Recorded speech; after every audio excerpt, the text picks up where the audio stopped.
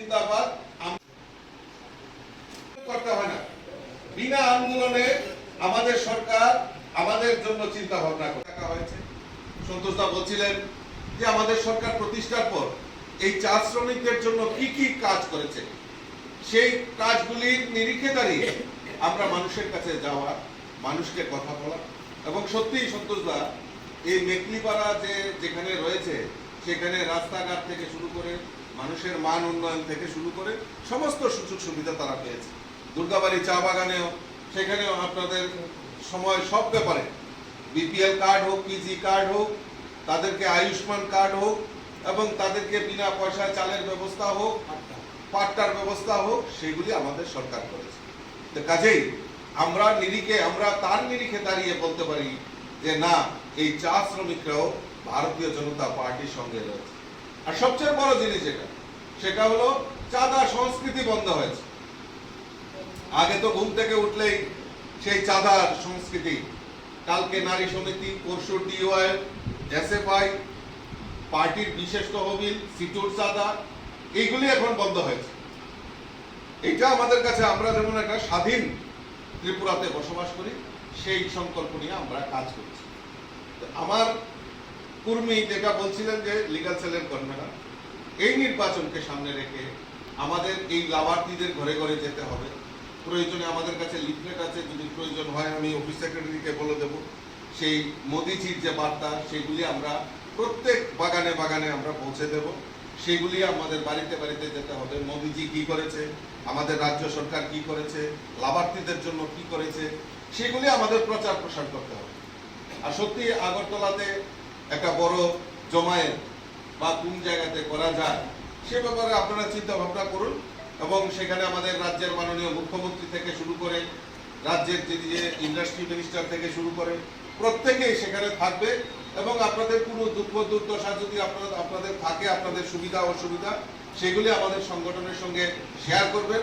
এবং আগামী দিন আমরা সবাই ঐক্যবদ্ধ হয়ে আমরা সবাই মিলিত কাজ করব। এবং মাননীয় মুখ্যমন্ত্রীর যে সংকল্প, এক ত্রিপুরা শ্রেষ্ঠ ত্রিপুরা, তো কাজেই এক ত্রিপুরা শ্রেষ্ঠ ত্রিপুরা গড়ার লক্ষ্যে সমাজের প্রত্যেকটা অংশের মানুষকে সঙ্গে নিয়ে আমরা কাজ করব, লড়াই সংগ্রাম করব।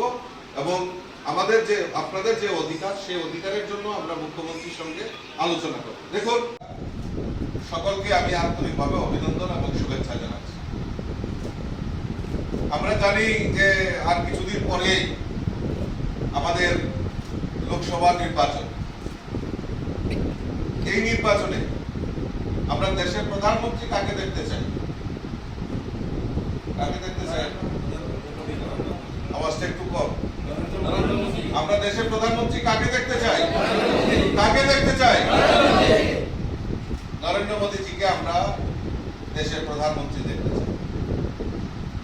এবং দেশের প্রধানমন্ত্রী নরেন্দ্র মোদীজি আসার পর আমাদের ভারতবর্ষের প্রত্যেকটা গরিব অংশের মানুষই হোক, সমাজের প্রত্যেকটা শ্রমিক হোক, কৃষক হোক, সরকারি কর্মচারী হোক, বিশেষ করে মহিলাদের ক্ষেত্রেই হোক, যুবাদের ক্ষেত্রেই হোক, আমাদের ভারতীয় জনতা পার্টি সরকার এবং নরেন্দ্র মোদীজি সরকার সমাজের প্রত্যেকটা অংশের মানুষের জন্য উনি কাজ করেছেন।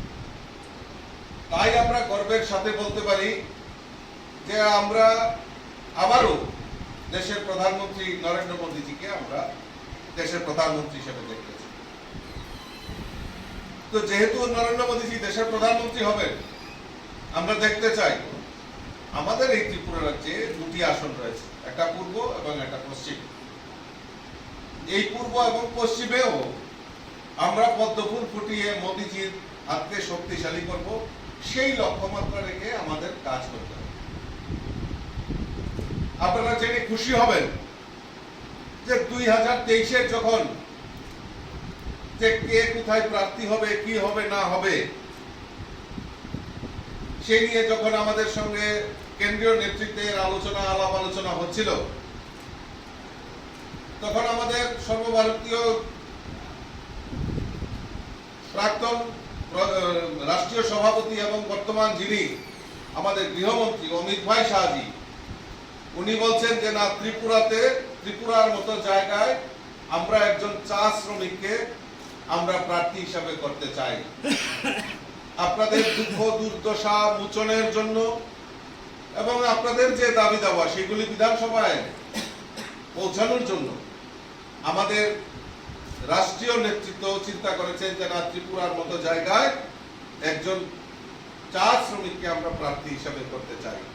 তাই 2023-এ আমাদের দিলীপ তাঁতিকে সেই কুর্তি কদমতলায় যিনি চা শ্রমিক ওনাকে প্রার্থী করা হয়েছে। কিন্তু অল্প ব্যবধানে উনি হয়তো বিধায়ক হতে পারেনি। চন্দ্রশেখর কর্মী অনেকদিন ধরে আমাদের এই টি সেলের সঙ্গে জড়িত রয়েছেন, সুযোগ্য নেতৃত্ব।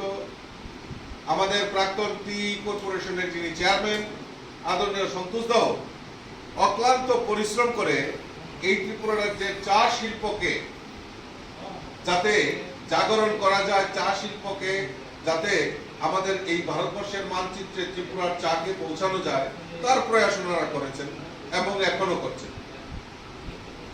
তো সেই মোতাবেক আমিও বিশ্বাস করি যে সমাজের প্রত্যেকটা অংশের মানুষকে সঙ্গে নিয়ে আমাদের সংগঠনকে শক্তিশালী করা। তাই গত কিছুদিন আগে যখন আমাদের পৌষ সংক্রান্তি ছিল সেই সময় আমি ইচ্ছা প্রকাশ করেছি যে না, আমার চা শ্রমিকদের সঙ্গে আমি সেই আমাদের যে পৌষ সংক্রান্তি উৎসব সেটা আমি দেখতে চাই। তাদের কৃষ্টি এবং সংস্কৃতির সঙ্গে আমি তাদেরকে সঙ্গে আমি দেখা করতে চাই এবং তাদের কৃষ্টি এবং সংস্কৃতিকে কিভাবে তারা এটা উদযাপন করে তার জন্য আমি আগ্রহ প্রকাশ করেছি। আমি সৌভাগ্যবান যে আমি মেকলিপাড়া, যেখানে খয়ারপুরে আমাদের মেকলিপাড়া একটা বিশাল বড় চা বাগান রয়েছে, সেখানে একটা জনজাতি মানে আমাদের এই চা শ্রমিকদের একটা বিশাল অংশ রয়েছে। তো সেই সময় আমি ওই মেকলিপাড়া গ্রামে যাই এবং সেখানকার মানুষের সঙ্গে আমি কথা বলে উপলব্ধি করতে পারি যে না, শ্রমিকদের মধ্যে একটা মানে ভারতীয় জনতা পার্টি সরকার প্রতিষ্ঠার পর 2018-র পর থেকে এই রাজ্যের চা শ্রমিকদের জন্য সরকার যে উদ্যোগ গ্রহণ করেছে এটা বাস্তবে দেখতে হলে আমাদের সেই চা শ্রমিকদের যারা যেখানে বসবাস করে তাদের মধ্যে যেতে হবে। তো আমি পরম সৌভাগ্যবান যে আমি সেদিন আমি সময় করে তাদের কাছে গিয়েছিলাম এবং তাদের কৃষ্টি এবং সংস্কৃতি এবং তাদের যে উন্নয়ন সেটা দেখার সৌভাগ্য আমার হয়েছে। তারপর আমাদের দুর্গাবাড়ি চা বাগানে বংশী এখানে উপস্থিত রয়েছে, বার কয়েক আমি সেখানে মিটিং করেছি। চা শ্রমিকদের বংশীর বাড়িতে আমি খাবার খেয়েছি, ভোজন করেছি এবং তাদের যে হৃদ্যতা, তাদের যে আতিথ্যায়ত্ব সেটা সত্যি আপনাদেরকে প্রণাম করার মতো। আপনারা যেভাবে মানুষকে গ্রহণ করেন সেটা আপনাদেরকে প্রণাম করার মতো। তো মূল যে বিষয়বস্তু যে আমাদের এই দুটি আসনে আমাদের ভারতীয় জনতা পার্টির পদ্ম ফুল ফুটিয়ে মোদিজির হাতকে শক্তিশালী করতে হবে, আর সেই লক্ষ্যমাত্রাটাকে সমাজের প্রত্যেকটা অংশের মানুষকে আমাদের কাজ করতে হবে।